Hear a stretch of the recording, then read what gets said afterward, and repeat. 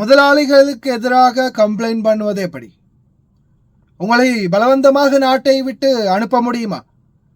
காதிம் விசாவில் உள்ள பணிப்பெண்கள் மற்றும் சாரதிகளுக்கான சட்டம் என்ன? அவங்களுக்கும் இதே மாதிரியான ஃபார்ம் எடுக்கணுமா? டிராவல் பேப்பர் கட்டாயம், எக்ஸிட் என்ட்ரி பேப்பர் எடுக்கணுமா? அஸ்ஸலாமு அலைக்கும் அன்பார்ந்த அனைத்து உறவுகளுக்கும் இனிய மதிய வணக்கம். மீண்டும் மிக முக்கியமான சில தகவல்களோடு தான் வந்திருக்கேன். வீடியோவை கடைசி வரைக்கும் பாருங்கள். தெரியாத நண்பர்களுக்கும் மறக்காமல் ஷேர் பண்ணுங்கள். வீடியோ பிடிச்சிருந்தா ஒரு லைக் பண்ணுங்கள், சப்ஸ்கிரைப் பண்ணுங்கள், மறக்காமல் பெல் பட்டனையும் ஒரு செலக்ட் பண்ணுங்கள். அராப் டைம்ஸில் வந்து ஃபர்ஸ்ட்டுக்கே போட்ட ஆர்டிக்கல் வந்து இதுதான். அதாவது no one travel without prior notice. அதாவது நோட்டீஸ் இல்லாமல் யாராலையும் போக முடியாது அப்படின்றது தான் அவங்க முதலாக தந்த பதிவு. நாம் அதில் இருந்தே ஸ்டார்ட் பண்ணுவோம்.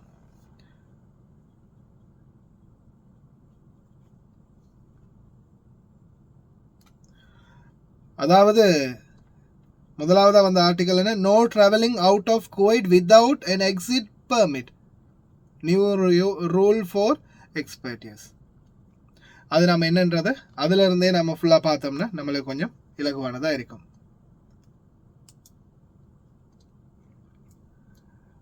அடுத்தது படித்த மேதைகள். அதாவது உங்களுக்கு இதெல்லாம் தெரியும், இதெல்லாம் எங்களுக்கு தேவையில்லை, நிறைய டைமை வந்து நீங்கள் வேஸ்ட் பண்ணுறீங்க, இதெல்லாம் நாங்கள் வந்து அராப் டைம்லேயே படித்து கொள்வோம் அப்படின்னு சொல்கிறவங்க யாராவது இருக்கிறீங்கன்னா இப்போவே மாசலாமா.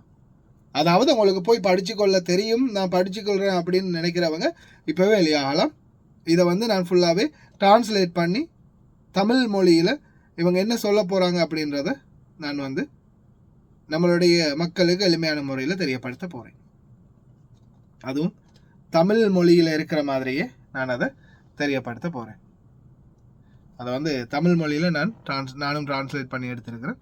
அப்போ என்ன மாதிரி இருக்குது அப்படின்றத நான் வந்து உங்களுக்கு தெரியப்படுத்துகிறேன்.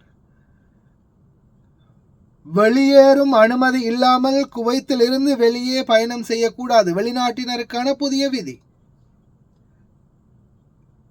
எதிர்வரும் ஜூலை மாதம் 1ஆம் தேதியிலிருந்து இந்த சட்டம் நடைமுறைக்கு வருகிறது. கடந்த ஜூன் 11ஆம் தேதி குவைத்தின் முதல் துணை பிரதமரும் உள்துறை அமைச்சருமான ஷேக் ஃபஹத் யூசுப் சவுத் அல் சபா தனியார் துறையில் பணிபுரியும் வெளிநாட்டு தொழிலாளர்கள் குவைத்தை விட்டு வெளியேறுவதற்கு முன்பு தங்கள் பதிவு செய்யப்பட்ட முதலாளியிடம் இருந்து வெளியேறும் அனுமதி பெற வேண்டும் என்று ஒரு மந்திரி சுற்றறிக்கையை வெளியிட்டார். இந்த ஒழுங்குமுறையை செயல்படுத்த தொழிலாளியின் தனிப்பட்ட விவரங்கள், பயண தேதி மற்றும் போக்குவரத்து முறை ஆகியவற்றை வெளியேற்ற அனுமதி சீட்டுகளில் சேர்க்க வேண்டும் என்பதை மனித வளத்துக்கான பொது ஆணையம் உறுதிப்படுத்தி இருக்கின்றது.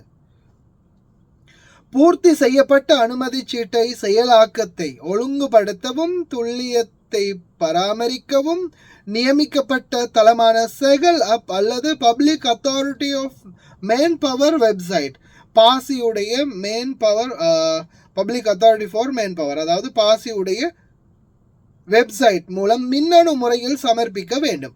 புறப்பாடுகள் சட்டபூர்வமாக நடத்தப்படுவதை உறுதி செய்வதற்கும் சம்பந்தப்பட்ட அனைத்து தரப்பினரையும் பாதுகாப்பதற்கும் தொழிலாளர்கள் முறையான அறிவிப்பு இல்லாமல் வெளியேறும் சம்பவங்களை குறைப்பதற்கும் புதிய அமைப்பு வடிவமைக்கப்பட்டுள்ளது என்று அதிகாரிகள் வலியுறுத்தினர்.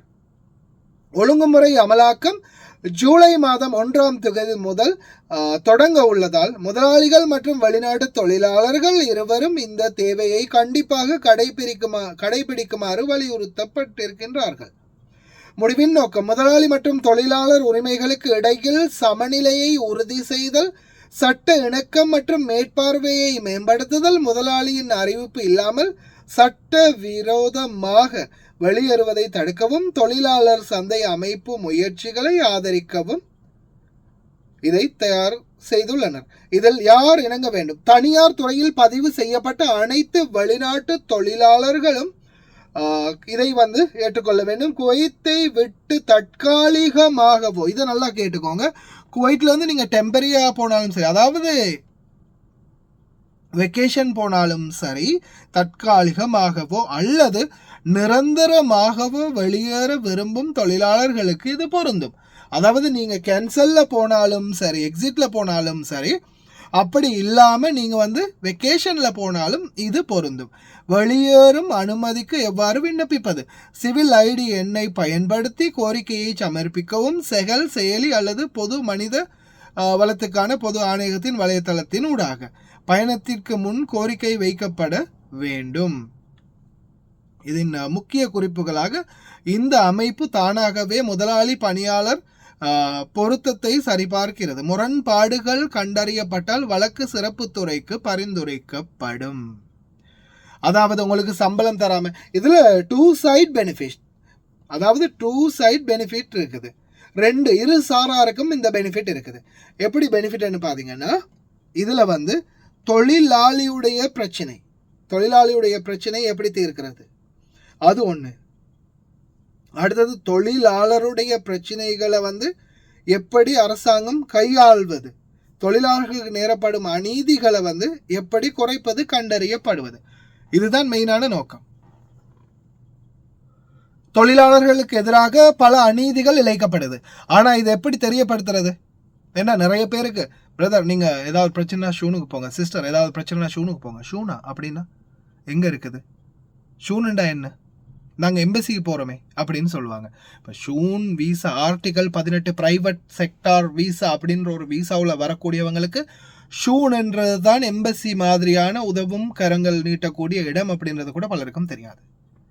அதே மாதிரி இன்னைக்கு வரைக்கும் நிறைய பேர் நாங்கள் வந்த சம்பளம் என்ன, நாங்கள் என்ன சம்பளத்துக்காக வந்தோம், இப்போ நாம் என்ன சம்பளத்தில் வேலை செய்கிறோம், இப்படி இவங்க சம்பளத்தை கம்மியாக கொடுக்குறாங்களே, இதுக்கு எதிராக சட்ட நடவடிக்கை எடுக்கலாமா, எடுக்க முடியுமா, முடியாதா, இது சம்பந்தமாக கூட பலரும் தெரியாமல் இருக்கிறாங்க. அதனால தயவு செய்து இந்த விடயத்தில் நீங்கள் மிச்சம் கவனம் செலுத்துங்க. என்ன காரணம்னா, நீங்கள் செய்யக்கூடிய ஒவ்வொரு வேலைகளும் இந்த நாட்டில் சட்ட ரீதியாக அமலாக்கத்துறையில் பதிவு செய்யப்பட்டிருக்கணும், மனித வளத்துக்கான பொது ஆணையகத்தில். அதே போல் இன்னொன்று ஞாபகம் வச்சுக்கொள்ளுங்க, உங்களுக்கு சம்பளம் கொடுக்கலையா உங்களுக்கு உதவி எதுவுமே கிடைக்காது. உங்களுக்கு அநீதி இழைக்கப்பட்டிருக்குதா, 10 மாதம் வேலை செஞ்சுட்டு 1 வருஷம் வேலை செஞ்சதுக்கு சம்பளம் தரல, போனஸ் தரலையா, எதுவுமே ஏதாவது செஞ்சிட்டாங்களா, உங்களால் எந்த கம்ப்ளைண்ட்டும் பண்ண முடியாது. இதில் எந்த ஒரு ரியாக்ஷனும் எடுக்க முடியாது. யாருக்கு? வெளியில் அக்காம அடித்து வேலை செய்கிறீங்களே, சொந்த கஃபீல் இல்லாமல் வெளியில் அக்காம அடித்து வேலை செய்கிறீங்களே, உங்களுக்கு எந்த ஒரு உதவியும் கிடையாது. நீங்கள் அனாதை, நல்லா தெரிஞ்சுக்கோங்க. நீங்கள் கைவிடப்பட்ட ஆட்கள். சட்டம் உங்களுக்கு உதவி செய்யாது. ஏன் உதவி செய்யாது? நீங்கள் சம்பந்தப்பட்ட உங்களுடைய முதலாளிகிட்ட நீங்கள் இருக்கும் பட்சத்தில் உங்களுக்கான உதவி உடனே கிடைக்கும். ஆனால் அப்படி நீங்கள் உங்களுடைய முதலாளிகிட்ட நீங்கள் இல்லாத பட்சத்தில், நீங்கள் வெளியில் யாருக்கிட்டையோ வேலை செஞ்சுட்டு இந்த இடத்துல நான் வேலை செஞ்சேன் இத்தனை வருஷமாக எனக்கு அநீதி இழைக்கப்பட்டிருக்குது அப்படின்னு சொல்லும்போது, உங்களுடைய ஸ்பான்சர் யார், உடனே ஸ்பான்சரோட நம்பரை கொடுங்க அப்படின்னு சொல்லி, இல்லை என்னோட ஸ்பான்சர் இல்லை, அவர் வேற இவர் வேற அப்படின்னு சொன்னீங்கன்னா இது இருக்குதானே, இதில் பிடிச்சி இழுத்து வெளியே தள்ளுவாங்க, கிளம்புன்னு. அதனால தயவு செய்து காரணத்தை கொண்டும் நீங்க உங்களுடைய முதலாளியை தவிர்த்து வேற இடங்கள்ல வேலை பார்க்காதீங்க. அப்படி வேலை பார்த்துட்டு உங்களுக்கான நீதிகளை நீங்க கோராதீங்க, கிடைக்காது. அதே போல இப்போ இதுல பாத்தீங்கன்னா ஒரு இந்த என்ன மாதிரி செய்கிறது அப்படின்ற செயலி சம்பந்தமான செயல் அப்ளிகேஷனுடைய வீடியோ ஒன்று போட்டுக்கிறாங்க. அந்த வீடியோ நான் இந்த வீடியோட கடைசியில் அட்டாச் பண்ணுறேன், நீங்கள் பார்த்துக்கலாம். அதே மாதிரி உங்களோட கஃபீல் டைம் வந்துக்கிட்டே நீங்கள் இந்த வீடியோ காட்டி இந்த மாதிரி தான் எடுக்கணும் அப்படின்றத அவங்களுக்கும் சொல்லிக் கொடுக்கலாம். எக்ஸிட் என்ட்ரி பெர்மிட் எப்படி எடுக்கிறது அப்படின்றத நான் உங்களுக்கு ஆல்ரெடியே வீடியோவில் போட்டுட்டேன். பார்க்காதவங்க அந்த வீடியோவும் பார்த்துக்கோங்க. அரபியில் மென்ஷன் பண்ணி போட்டுக்கிறாங்க, அதையும் பார்த்துக்கொள்ளலாம். அதே போல் இன்ஷா அல்லா, நான் ஆல்ரெடியே சொல்லிட்டேன், இன்ஷா அல்லா விரைவில் காதிம் தொழிலாளர்களுக்கும் இதே சட்டம் வருது. காதிம் தொழிலாளர்களுக்கு இல்லையே, இது ஷூனுக்கு மட்டும்தானே அப்படின்னு யாரும் கவலைப்பட வேண்டாம். நிச்சயமாக காதிம் தொழிலாளர்களுக்கு நேரும் அநீதிகளுக்கு சரியான நீதி கிடைக்கும். எப்படி கிடைக்கும் தெரியுமா? இப்போ ஒருவேளை உங்களுக்குரிய போனஸை பற்றி நம்மளோட எம்பசி பேசி கால் பண்ணி சொன்ன பிறகு இப்படித்தான் உங்களுடைய பிரச்சனை, உங்களுடைய இதுக்கு போனஸ் கொடுக்கணும் உங்களோட தொழிலாளர்கள் சொல்லும்போது அவங்க என்ன செய்கிறாங்க, மெதுவாக சத்தம் இல்லாமல் கொண்டு போய் ஏர்போர்ட்டில் விட்டுடுறாங்க. இல்லை ஒரு வேலை அமாலா மன்சிலியாவுக்கு போட்டு அமாலா மன்சிலியாவில் செஹல் அப்ளிகேஷன் அவங்களுடைய செஹல் அப்ளிகேஷனுக்கு வந்து மெசேஜ் வருது. செஹல் அப்ளிகேஷனுக்கு மெசேஜ் போன அடுத்த செகண்ட் என்ன பண்ணுறாங்க, கொண்டு போய் டிக்கெட்டை போட்டு ஏர்போர்ட்டில் விட்டுறாங்க. அப்படி ஏதாவது பண்ணினால் அடுத்த செகண்ட் இவங்க கொண்டு போய் ஏர்போர்ட்டில் விட்டதுமே இமிகிரேஷனுக்குள்ளே போகணும்ல. இமிகிரேஷனில் போயிட்டு நீங்கள் பாஸ்போர்ட்டை என்டர் பண்ணும்போது அமாலா மன்சிலியாவில் ஏதாவது கேஸ் இருந்துச்சுன்னா அந்த கேஸ் இருக்கும் வரைக்கும் உங்களால் நாட்டை விட்டு போக முடியாது. இமிகிரேஷனில் போயிட்டு நீங்கள் பாஸ்போர்ட்டை கொடுத்தா சொல்லுவாங்க உங்களுக்கு அமாலா மன்சிலியா கேஸ் இருக்குது, அந்த அமாலா மன்சிலியா கேஸை முடிச்சாதான் நீங்கள் வெளியே போக முடியும். அதால் நீங்கள் ஸ்பான்சருக்கு கால் பண்ணுங்கள், உடனே திருப்பி போங்க. நீங்கள் முதல்ல போய் அமாலா மன்சிலியாவில் கேஸை முடிச்சுட்டு வாங்க அப்படின்னு சொல்லுவாங்க. அப்போது இதுக்கு பிறகு கஃபீல்களால் உங்களை களவில் அனுப்ப முடியாது. ஆனால் அதுக்குரிய சட்டம் விரைவில் நிறுவப்படும். அதற்கான ஆயத்தங்கள் தற்போது எங்களுடைய தூதரகத்தினூடாக நடந்து கொண்டிருக்குது. இது வந்து இலங்கை தூதரகத்தினுடைய ஏற்பாடு. இதில் வந்து பெனிஃபிட் அடைய போகிறது பார்த்தீங்கன்னா அனைத்து தொழிலாளர்களும். ஆனால் இதுக்கான கோரிக்கையை வச்சிருக்கிறது இலங்கை தூதரகம் மட்டும்தான். இந்திய தூதரகமோ இல்லை நேபாளி தூதரகமோ பிலிப்பைன் தூதரகத்தை விட்டுருங்க, அது வேறு லெவல். அவங்க வந்து ஃபார்ம் எடுத்து எல்லாம் ஃபில்லப் பண்ணி கொடுத்த பிறகு தான் ஏர்போர்ட்டுக்கே அனுப்ப முடியும். அந்த ஃபார்ம் இல்லாமல் ஏர்போர்ட்லேயே கொண்டு போய் விட முடியாது. அப்படி இருக்கிறதால அது ஓகே. அடுத்த கட்டம் இலங்கை தூதரகம் இந்த முயற்சி எடுத்திருக்கிறாங்க. இந்த கேஸ் வந்து ஃபுல்லாக கம்ப்ளீட் ஆகிறதுக்குள்ளே இந்த வருட கடைசிக்குள்ளே இனி வரும் காலங்களில் தொழிலாளர்களை அப்படி யாருமே பலாத்காரமாக பலவந்தமாக அனுப்பவே முடியாது. அந்த சிஸ்டம் வருது. ஓகே ஃப்ரெண்ட்ஸ், இதை நல்லா ஞாபகம் வச்சுக்கோங்க. விரைவில் வீட்டு தொழிலாளர்களுக்கும் இதே சட்டம் வந்து கொண்டிருக்கின்றது. விரைவில் கமிங் சூன். இலங்கை தூதரகத்துக்கு தான் இதனுடைய மொத்த கிரெடிட்டும் சேரும்.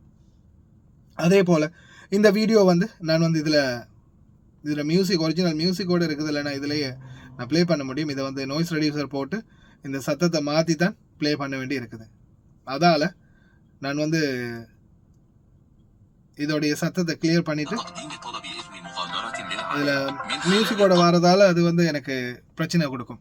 அதனால் நான் அதை நாய்ஸ் ரெடியூசரில் போட்டு மியூசிக் சத்தத்தை இல்லாமக்கிட்டு வீடியோட கடைசியில் அட்டாச் பண்ணுறேன். இதை மறக்காமல் உங்களுடைய பந்துக்கள்கிட்ட காட்டுங்க. அப்படி இருக்கிறதால இனி வரும் காலங்களில் உங்களுக்கு எந்த பிரச்சனையும் இல்லை. உங்களை வந்து யாருமே பொய்யாக கேஸ் போட்டோ இல்லை பொய்யான முறையில் உங்களுக்கு சம்பளம் தராமலோ இனிமேல் யாரும் அனுப்ப முடியாது.